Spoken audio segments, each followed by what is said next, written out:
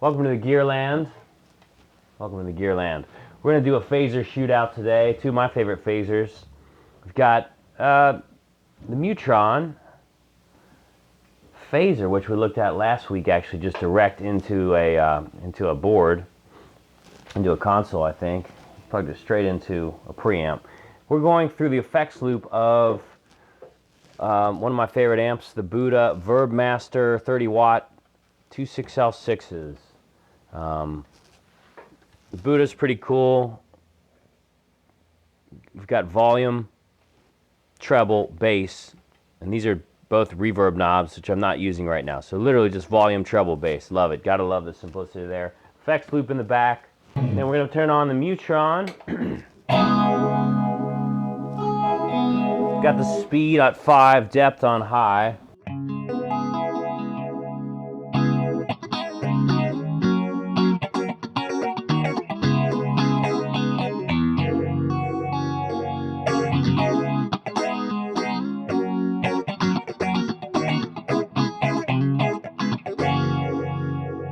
And I've got this envelope phaser by Pigtronix set, you know, as simple as I can get it set. There's a lot of cool things that this pedal does, which we're not going to go into because I haven't played with that thing in a long time, but I'm just trying to get it as close to the Mutron as I could, just for fun.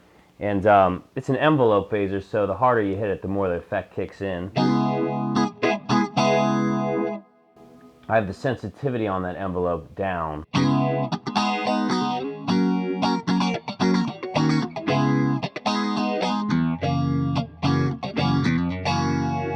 This is very touchy. You can see it really will kick in. Just change all the dials just a little bit.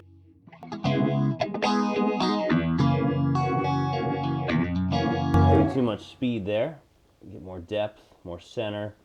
Get the sensitivity and resonance in 12 o'clock. Love when you can just turn everything to 12 o'clock on a pedal. I think that's important.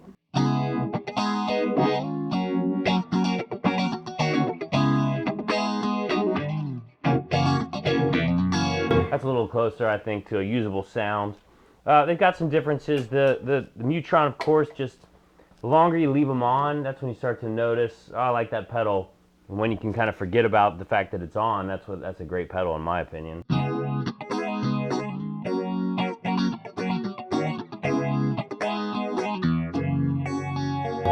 the Mutron, a lot simpler.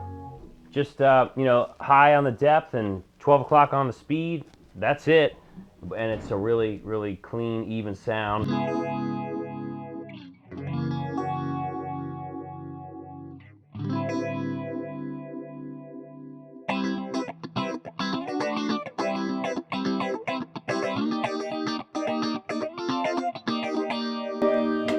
Let's go back to the envelope phaser. You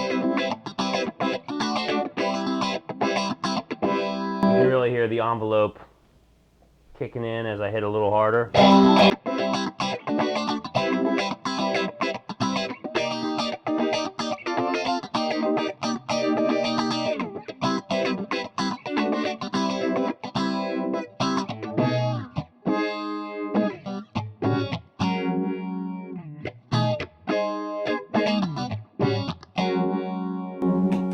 Back to the Mutron.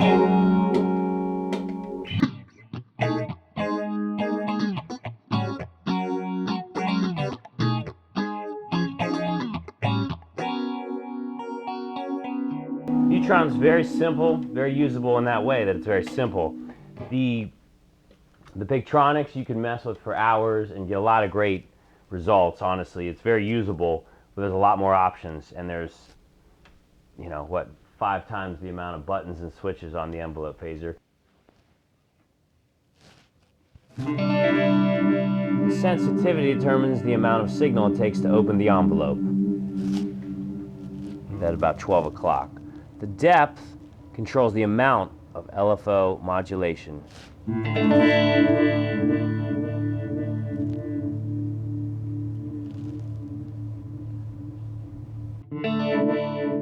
The center determines where in the audio spectrum the LFO is sweeping.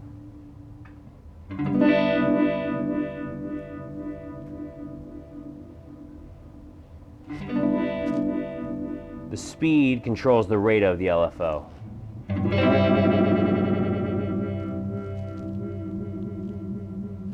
Resonance, the dial that controls the amount of feedback in the circuit.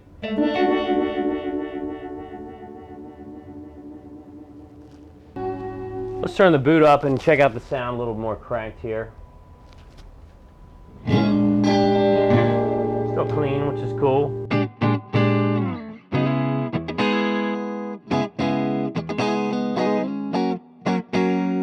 Let's see if that affects the output here.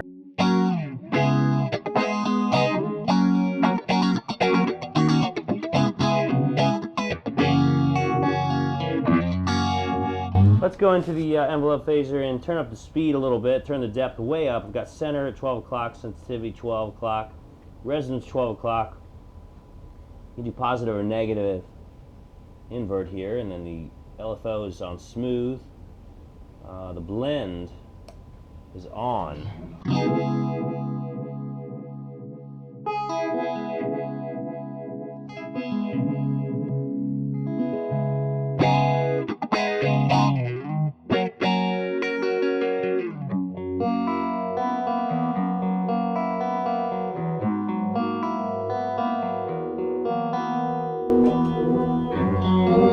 Blending the EF and the LFO, low frequency oscillator.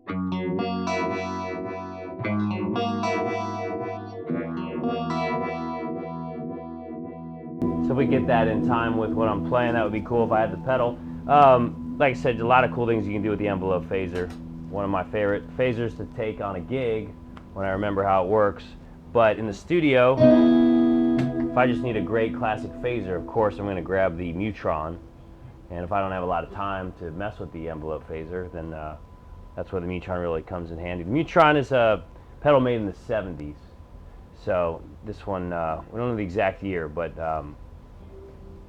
they still make them. So we'd love to get a new one and shoot those out, a new and an old one.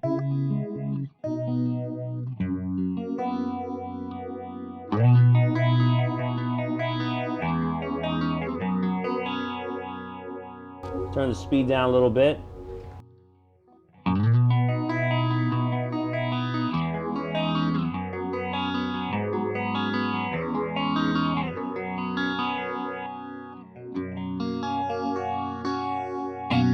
Really cool.